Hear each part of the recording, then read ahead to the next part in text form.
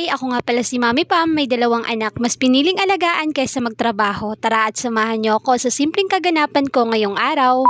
Esos, ayan na ngayong pangmalakasan kong intro sa inyo. Huy! Yes, kaya baka namimiss nyo rin ako kay ilang weeks na rin na hindi talaga ako nakapag-upload, nakapag-update ng aking mini vlog. Ngayong araw no, samahan nyo ako sa aking a day in my life kay wala namang pinagbago doon. Tapos nga pala namin makapag-umagahan no, nakapaglinis na rin ako dito sa higaan namin at eto, pinaliguan ko na rin ng batang maliit. Si kuya naman, busy nga rin kakanood no ng kanyang paboritong palabas kaya hinayaan ko lang muna siya kay inuna ko rin muna itong batang maliit. Ayan no, tuwang-tuwa nga dyan yung batang maliit kay napreskuhan na rin siguro siya. Ay sus, kay katapos din naman masikasi yung batang maliit, kami naman ni kuya yung nagsabay sa pagligo no kay manhimaho, manta kundi ta maligo. Hoy! I-update ko na nga rin pala kayo no sa ginagamit ko ang sabon na Beauty White Soap. Higit 1 week na nga rin na gumagamit ako at masasabi kong effective talaga siya kay nakapagtatanggal siya ng mga pimples. Ay sus, kay pati rin talaga yung dark spot no, magsitanggalan rin. Kaya kung gusto nyong matry, ilalagay ko yung link sa comment section kung saan ko yun nabili. Ay sus, kay tama na rin yan ang pagpapakyut natin kay may product pa tayong kailangang i-video. At tuwang-tuwa nga rin pala ako dyan no, kay hindi ko rin talaga akalain na magkakaroon talaga ako nitong map. Papanood ko lang kasi ito no sa mga ko-umami vlogger ko dyan na ganito nga yung ginagamit nilang map. Sus, kay hindi ko naman din akalain na meron nga ring brand na magtitiwala sa akin no. Salamat rin talaga sa mga brand na patuloy na nagtitiwala sa akin kahit small content creator lang ako eh. Buti na lang talaga no at kinapalan ko rin talaga yung mukha ko sa pag-affiliate ba.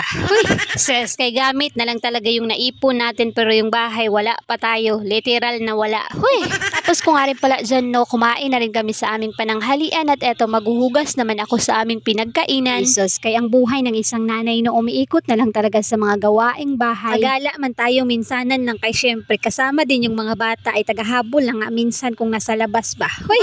Ay sus, kay ako mas pipiliin ko na lang talaga na manatili sa loob ng bahay oy kaysa magala-gala tapos may maliliit pang bata maghabol-habol man taan ni kapoy ba dya. Sus, kay napakalayo na rin talaga ng sinasabi ko sa inyo no dito nga sa paghuhugas ko ng pinggan. At katapos ko nga palang makapaghugas no, fast forward ng kinahapunan, eto namang mga tupiing damit ang inasikaso ko kay tuyo na nga rin. May nalalaman pa talagang pagtulong sa akin si Kuya Zen pero ang ending kay nagsamok din talaga kaming dalawa.